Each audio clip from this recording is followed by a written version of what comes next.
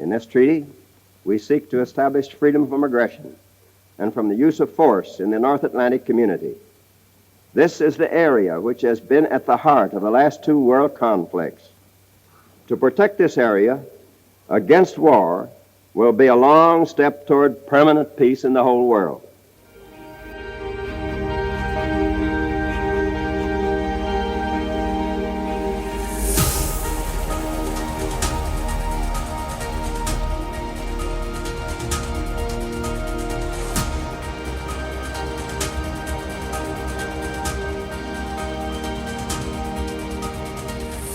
From Mons and Brussels, Belgium, this is An Enduring Alliance, a podcast reflecting on the 70-year history of NATO and its oldest military headquarters, Supreme Headquarters, Allied Powers Europe.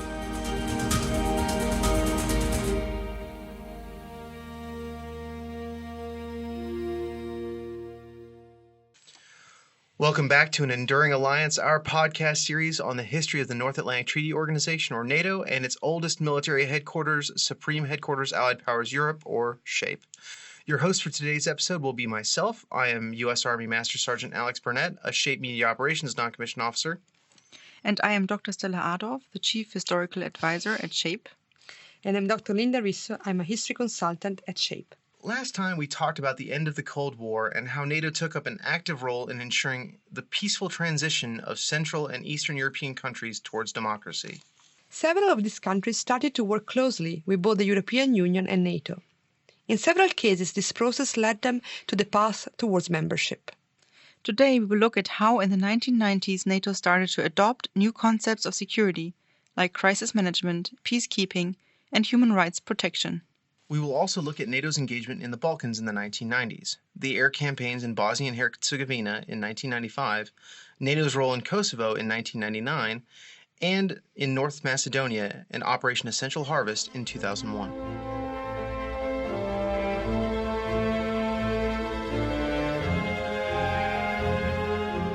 NATO's intervention in Bosnia and Herzegovina in 1995 and in Kosovo in 1999 had been motivated by the deterioration of internal conflicts between rival ethnic factions, which escalated into humanitarian emergencies. NATO's decision to intervene in the Balkans was a groundbreaking moment in the history of the alliance. It marked the first time that NATO took part in military operations. As we discussed in our previous episodes, during the entire Cold War, NATO was never engaged militarily. Yes, during the Cold War, NATO had successfully deterred aggression from the Soviet Union, and it never had to go to war. NATO's involvement in the Balkans is important for another reason. It was the first time that NATO engaged in a non-Article 5 operation. In both Bosnia and Herzegovina and in Kosovo, NATO intervened to put a stop to genocide and to bring stability and peace, but none of its members had been attacked. The decision to intervene signals a radical departure from the Cold War mindset. NATO assumed a new role and a new perspective. It worked with the United Nations and the European Union. It participated actively in the stabilization of Europe's periphery. During the Cold War, NATO's mission was clear: to protect the independence and territorial integrity of its members. Yet, geographically speaking, the Balkans were outside NATO's borders. They were out of area.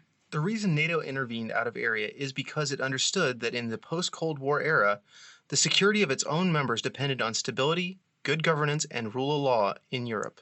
It also intervened to stop a humanitarian crisis that was taking place just outside its own borders. NATO leaders did not think they would be true to their values if they remained bystanders.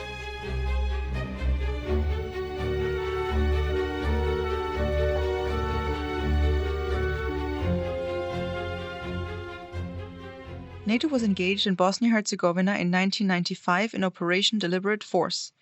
NATO worked closely with the United Nations Security Council to defuse the ongoing refugee and humanitarian crises. In fact, NATO had already been involved in the Balkans with Operation Sky Monitor and Operation Deny Flight. These were UN-authorized missions to implement the UN no-flying zone. Operation Deliberate Force involved around 400 NATO aircraft flying more than 3,000 sorties from Aviano Air Base in Italy and from U.S. aircraft carriers in the Adriatic Sea. The air campaign put pressure on the Federal Republic of Yugoslavia to take part in negotiations that resulted in the Dayton Agreement. As part of the agreement, NATO sent its first peacekeeping mission to Bosnia. Professor Jamie Shea, who played a major role at the time, helps us to understand these important changes. During Operation Allied Force, the North Atlantic Council worked closely with the United Nations Security Council. How would you like to explain this process, and how did it influence also what NATO did later and NATO's decision to intervene in Kosovo without a UN mandate? Well, I think the lesson of Bosnia, frankly, was that you need UN authorization. If you can get it, of course, it's always the best approach. And you need, obviously, a close dialogue with the UN and the UN Security Council. Also, not just to explain what you're doing, but to gain international support and to attract partners. It's clear that if a country like Finland and Sweden or many others, see that NATO is operating in close association with the United Nations, it's much easier for these non-aligned or neutral other countries to persuade their populations and their parliaments that they should join in, as they have done in Afghanistan and in Libya and many other NATO operations. So there are multiple reasons why it's important for legitimacy, but also for efficiency, that we work with New York. That said, the history, frankly, of our on-the-ground cooperation with the United Nations in Bosnia was not a particularly happy one. And this is the result of something which is known as the dual key, an arrangement whereby those NATO airstrikes, to which I referred a moment ago, could not be carried out unless NATO turned the key, in other words, gave permission, but also the UN turned the key and gave permission. And the problem is that when you have the use of force resting on the operational command chain of two different organizations, then inevitably one wants to go ahead and the other doesn't want to go ahead, and vice versa, because organizations have different motives. One organization may think of credibility, making threats credible. The other organization may think of keeping good relations with all of the parties on the ground, negotiating and keeping its room for maneuver by not taking sides. And I think the overwhelming lesson from Bosnia, particularly when we turn to Kosovo in 1999, is yes, have UN support, have UN backing, a UN mandate, but when it comes to the military campaign, that's got to be in the hands of NATO and NATO only. A dog cannot have two masters, if I can use that expression. And I think on that assumption, it worked much better. Of course, Bosnia was easier in the sense that there were UN mandates for close air support and back the use of force. Kosovo was more difficult because, of course, we didn't have that explicit mandate from the United Nations. Russia, unfortunately, by 1999 was in a more hostile stance vis-à-vis NATO for a host of reasons than it had been earlier in the decade when we were acting in Bosnia. And therefore the alliance had to find an alternative legal basis for that operation to be carried out. However, that said, once the air campaign, which was the more controversial part, had terminated, then we went back to the United Nations for the authorization of the ground force, KFOR, under UN Security Council Resolution 1244, and this time round it went through, and so everything that NATO has done in Kosovo since 1999 has been covered by the UN. Thank you. When we look at the Srebrenica massacre, which is one of the most horrible events in the more recent European history, what was the immediate effect of this massacre or impact and impression that it made on NATO leaders? Well, I think there were three things that I would say about this. I mean, the first one was a feeling of intense shame that this massacre, which could have been predicted, once Mladic and General Kristic, the two Bosnian Serb commanders, had moved their forces into the town, hadn't been prevented. Options have been discussed. For example, I was in a meeting at Lancaster House in London on Bosnia shortly before July 1995 when the massacre occurred, and people were discussing options like airstrikes, a kind of helicopter intervention force to go in and assist the Dutch, who were the peacekeepers, of course, in Srebrenica, and those options have been deemed to be too risky. Everybody is always looking for an option which promises no casualties on their side. I think in hindsight, had we realised what was going to happen, some of the political leaders might have decided that risky options were better than doing nothing. So I think that's the first lesson, to take more risk when the stakes are so high. Second lesson is that in a funny way, because unfortunately history can be perverse, the Srebrenica massacre led to the end of the Bosnian War quickly, because under the impact of shame, NATO, the West, had more resolve to stop this happening, particularly in other areas, Goradze, Zepa, other cities in Bosnia, where it could be the case, and were more willing to take risks. That was the first reason. The second reason is that the UN's mandate in Bosnia at the time was a mandate called safe havens, safe areas, which was specifically designed to protect these areas. But if the areas were overrun by the Bosnian Serbs, like Srebrenica, there was no protection to be done there any longer. So the UN force on the ground, which was called UNPROFOR, lost its raison d'etre. And you may think, why is Jamie Shea saying that the loss of a raison d'etre by a UN force is a good thing? My argument is at the time it obliged the UN to withdraw. And that allowed NATO then, in September 1995, to begin this Allied force campaign of airstrikes against the Bosnian Serbs, precisely because the UN peacekeepers, the Blue Helmets, were no longer able to be held hostage by the Bosnian Serbs, precisely to prevent NATO from acting.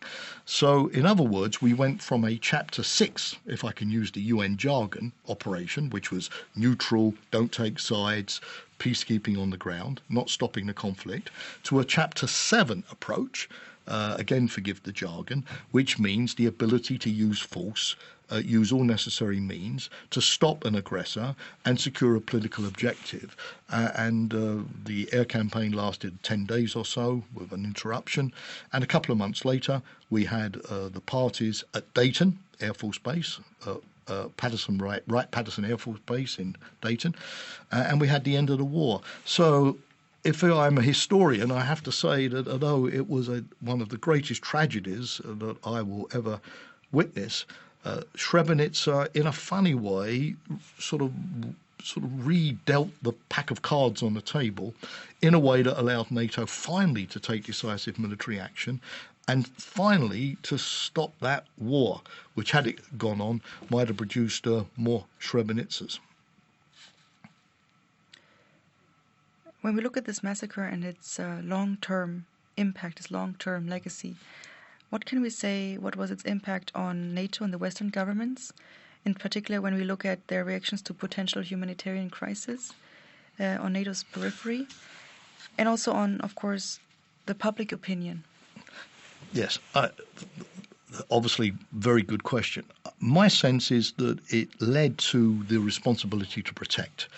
This was a notion that Bosnia powerfully developed, which is that the international community not only has the right, but also the duty to intervene in situations where clearly there is a risk of genocide or massive human rights violations. The states are unwilling or unable to protect their citizens, or they're acting in a very irresponsible way. For example, developing weapons of mass destruction illegally, or aiding terrorist organizations. But this was, if you like, a very new notion in international law, which is that sovereignty of states is no longer absolute. Yes, you have the right to enjoy sovereignty, to do what you want within your own borders, up to a certain point. But if you cross that point in terms of massacring your own population, then that sovereignty falls, and other countries can intervene against you. This has been controversial with Russia, with China, with many African countries. I don't deny that, but I think this, when it was adopted by the UN General Assembly in 2005, was a major breakthrough in international law in terms of securing human rights. And that came directly out of Bosnia. Of course, the first official invocation of that responsibility to protect was by the British and French governments in Libya against Colonel Gaddafi, and to rescue the population in Benghazi in 2011. But the genesis was very much in Bosnia. So I think that's the first point I would make, and I'm very pleased that NATO, in intervening in the Balkans, played a role in giving credibility to that new notion, because, of course, it's no good having a law if there's no policeman around to enforce it when necessary. I think the second major issue was the growing notion that NATO could not just focus on one big threat, the resurgence of a great power competitor, but we increasingly had to deal with, if you like, less existential but nonetheless important problems on our periphery. That we couldn't, if you like, simply be deterring the Soviet Union or Russia and yet allow massive instabilities in southern Europe or in the Black Sea or in the Balkans, clearly, because these were still having a big impact on our countries. There was the problem of refugees, for example. I know migrants is a big issue today, but even then, there were very large numbers, hundreds of thousands of Bosnian refugees fleeing the country, seeking asylum in Germany, Austria, other countries, putting a big strain on those countries. There was the danger that these conflicts spill over. They were sucking in money and weapons and organised criminal activities, which would make, obviously, the reconstruction of the states harder afterwards. So it wasn't just humanitarian. There were also hard security interests in stabilising this region, and therefore this new notion for NATO that, sorry guys, instead of just doing one big thing, or as I say, waiting to be attacked, we have to be more flexible and able to deal with many different things at the time, and have a level of ambition which is, one big operation or two big operations and several small operations at the same time, and have the forces to do that. In other words, we have to be able to juggle many balls in the air. The third major breakthrough was a new approach to defence. Now, when I was here during the Cold War, if you would go to a NATO planning conference, it would be middle-aged men, and I regret to say at that time mainly men, basically talking about nuclear weapons or tanks or mobilising large forces. After Bosnia, you went to a NATO planning conference, you would have the European Union there, the United Nations there, legal advisors, the Organisation for Security Cooperation in Europe, people talking about development, people talking about the organisation of elections, people talking about war crimes and the need to track down war criminals. What we called a comprehensive approach. It was a totally new approach to defence, where it became a combined military-civilian exercise, where the military were there also to aid the civilians. I remember going to Kosovo in 1999 after NATO first entered the place after the air campaign, and going out with the British Green Jackets on parole, and they were delivering checks, paychecks, pensions to old ladies who couldn't get out of their apartments. They were delivering sort of Meals on Wheels to people who were stuck in snowdrifts in the winter. The engineers were repairing railways and roads. Others were doing demining. You get the idea. It suddenly became a totally different approach to defence, where we weren't simply there to fight somebody, but we were there to construct a peace and rebuild institutions and the basis of a functioning society. And to be honest with you, for me, this was massively more interesting and exciting than just the old, nuclear deterrence and credibility and all of that kind of stuff that we were during the Cold War. And of course, that comprehensive approach we've had to continue in Afghanistan and Iraq and all of the other places where we've operated ever since.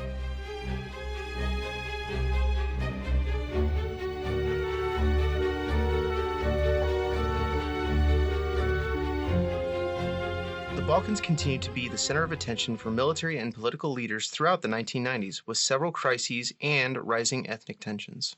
Soon, NATO was engaged again, this time in Kosovo, where NATO conducted an aerial campaign between March and June 1999 to stop violence against Albanian Kosovars. The air campaign targeted Yugoslav military infrastructure and strategic economic targets, while, on the ground, the war between different ethnic factions continued. Once again, Jamie Shea, who at the time was NATO's spokesperson, explains. Well, the first thing, of course, was running a successful military operation, which means to be honest, causing pain to somebody and having an impact and hurting them. Yes, let's be honest, so that they decide that the pain is too much and they're going to negotiate, or they're going to change their policy, or they're going to meet your conditions. So if your campaign doesn't do that, it doesn't have an impact and nobody has an incentive to stop. But we're in the 21st century, right, where you have to conduct that campaign under certain constraints. You don't hit hospitals. You don't hit civilian targets. You keep your campaign focused on a narrow set of military targets. You don't give the local population the impression that you're bombing them. Only their military leaders who have led them, if you like, astray. So balancing on the one hand the need to make the air campaign painful and get the result, while on the other hand, sparing the civilian population, limiting the damage. We saw in Bosnia, the more you damage, the more you have to reconstruct. With billions of dollars of investment after the war. And that sort of tension between the two, as we well know, particularly, with those famous incidents of what we now call collateral damage to hitting the wrong target, accidentally causing civilian casualties, played very heavy with the media and threatened to undermine public support for the air campaign. That, to me, was, if you like, the overriding issue. The other thing was to produce over time a cumulative effect that would gradually increase the pressure step by step. And this was the issue of whether the air campaign alone would enable you to do that, or whether to keep that pressure going up and up and up, again, which is fundamental to military success. If I tap you on the elbow, it doesn't work, then I'm going to have to twist your arm next time round. There were some, like Tony Blair, the Prime Minister of the UK, who believed that it would need a ground campaign, that we would have to prepare as this kind of option B. Nobody wanted to do it, but it would be necessary, and that politically was a very sensitive issue in the alliance. Fortunately, at the end, the air campaign did succeed, but at the time there was a great deal of uncertainty, according with the then SACEUR, General Wesley Clark, whether planes themselves would be sufficient or whether we needed to have soldiers. So many other things can be said, but those are my two sort of abiding sort of strategic memories. There were a lot of very important aspects to this campaign, to this mission that had never been there before and really never posed challenges to NATO as that before. What, in your opinion, were the greatest challenges to NATO in terms of collateral damage and dual use that you just mentioned? What were maybe one or two significant examples that posed a significant challenge to NATO? Well, my sense is that the real issue is a more fundamental one, but I'm going to answer your question. This is the thing, that there is perception and reality. And as a good colleague of ours at SHAPE, Mark Leahy, likes to say, perception is reality, and I think this is true. And he is a former journalist who was also present in my press conferences during the time of Kosovo, knows this well. What we mean by this? After 78 days, Milosevic agreed to meet all of the conditions of the international community. He withdrew his forces from Kosovo. He gave agreement to a NATO force to move in. The persecution of the Kosovo Albanians stopped. KFOR was able to establish itself, and everything was much, much, much better. The refugees were able to return home. So after 78 days, NATO succeeded. Everything that we wanted to do happened. But the problem is that the public had the impression that the air campaign was failing, that we weren't meeting the objectives because it was going on and on. There were the incidents of collateral damage, that we were hitting the wrong target. Milosevic seemed to be defiant. The ethnic cleansing was going on. People said, before you started the air campaign, Jamie, there weren't many refugees coming out of Kosovo, but since you started bombing, you've created a humanitarian crisis because now all of the Kosovo Albanians were fleeing. So it's rather like if you are undergoing medical treatment and the doctor says take this medicine, and you think, my God, I'm not feeling better. I'm losing my hair. I'm having jitters. And you go back to the doctor and you say, but doctor, this medicine can't be doing me any good because I'm having all these side effects. And then suddenly after 2 weeks, you wake up one morning and you feel like an Olympic athlete. And then you think, oh, the medicine was working after all. So my sense, this was the real big problem of the media handling of the campaign. If you looked at the iceberg under the water, the part that you couldn't really see on TV, NATO was succeeding. Milosevic was feeling the pressure, negotiations were starting, NATO forces were gathering in the region, in Greece and in the so-called former Yugoslav Republic of Macedonia, as it was then called. But the public only saw the Chinese embassy burning, NATO hitting a tractor convoy, collateral damage, the Serbs still defiant. And I suppose, in a way, the challenge for any future campaign is to make what people are hearing correspond to what they are seeing, so that if success is really happening below the surface, you can actually show that above the surface to keep, if you like, public confidence with you. And it was quite a challenge. For example, a historian today writing about Kosovo would give all of the reasons that I called the iceberg below the surface, why NATO was succeeding. But at the time, you only saw things like the Chinese embassy burning, which were dramatic and spectacular. It went on for days on CNN. But the Chinese embassy burning, a NATO mistake, of course, did it make the Chinese vote against NATO in the Security Council? No. Did it shorten the war? Did it lengthen the war? Did it change NATO's conditions? Did it make the Serbs carry on fighting for several weeks? No. So this is the issue. Things at the time which seem very, very important in the light of history are without any importance at all. Things that people don't see turn out to be the decisive factors, and it's bringing those factors into closer alignment, which I think is going to be our future challenge. Not just to be successful, but to be seen as being successful. Perception is reality. One last question with regards to information in the media campaign at that time. So in particular, during the aerial campaign in Kosovo, also NATO military leaders were heavily engaged in talking with the media and being involved and giving interviews. How did this relationship between the military leaders and the media change over time, or in particular over that time? Well, I think for the military, and particularly the good colleagues at SHAPE, it was a real learning experience and to some degree a kind of Copernican revolution in approach. The classic approach for many military is that I don't get involved. We'll investigate what happened after the war because our job is to fight the war, not comment. Fighting is more important than talking.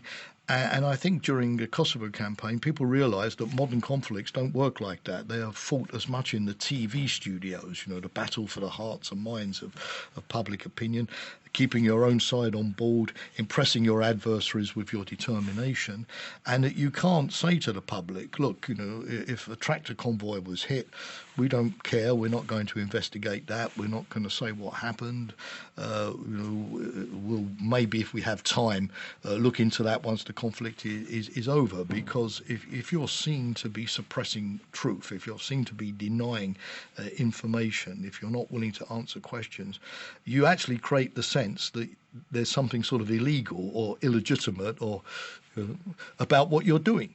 What is the legacy of Kosovo for NATO?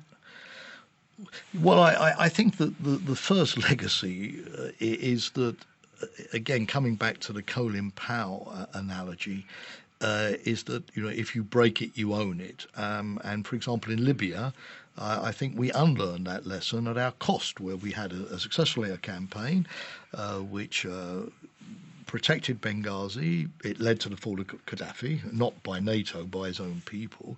But afterwards, we sort of pulled away and didn't have a force on the ground.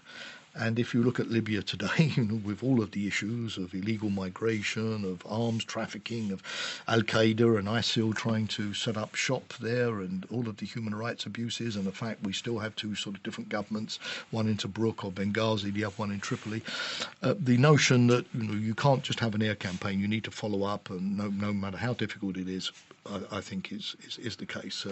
You have to stick with it, which we are doing in Afghanistan, fortunately, despite the problems. I think that's the first lesson. In for a penny, in for a pound. If you start a relationship, you have to continue. That's the first point. The second point is the comprehensive approach. One thing that we got right in Kosovo is that after the air campaign finished, in we went, but not just ourselves. In went the UN, with the UN mission in Kosovo, UNMIK, as a civilian government. In went the bankers and the financiers to help the Kosovars sort of sort out their economy. In went the war crimes investigations. In went the people organising elections. We really had in Pristina, the whole team around the table, able to work together to essentially, get the electricity working, to bring the refugees back. And Kosovo eventually became independent. It's not Switzerland, but I go there very frequently, and it's a place which step by step is making a lot of progress.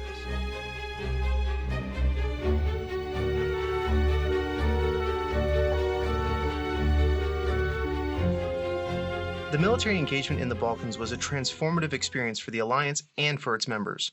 For the first time, NATO engaged militarily and had to deal with the consequences of its military actions. After the air campaigns, NATO continued with peacekeeping missions to ensure that peace and stability were maintained. The alliance had to build new skill sets, competencies and experience in these areas. NATO worked closely with other organizations and in particular with the United Nations, the European Union and the Organization for Security and Cooperation in Europe. This cooperation was the basis for what we call today a comprehensive approach to security. Today, security is not simply defined as the absence of war, but as the building of long-term and deep-rooted conditions of stability based on the respect of human rights, rule of law, good governance, prosperity and democracy. This can only be achieved by cooperation with multiple agencies and actors at all levels.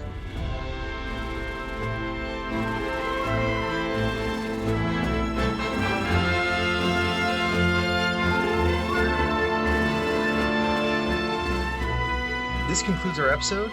Next time, we will look at a little-known yet very successful event in NATO's history. The alliance built on its experience in Bosnia-Herzegovina and in Kosovo and intervened early in North Macedonia to prevent another humanitarian crisis. It did so swiftly and effectively. But more of that in our next episode. We'd like to thank mass communication specialist Brett Dodge for being our producer, and as always, we'd like to thank Paul Magus and the NATO Public Diplomacy Division for opening the recording studio to us and making this all happen. Please have a look at our website for the biography of Professor Jamie Shea and for more information about our podcast series. Thank you all for tuning in, and we'll see you in our next episode.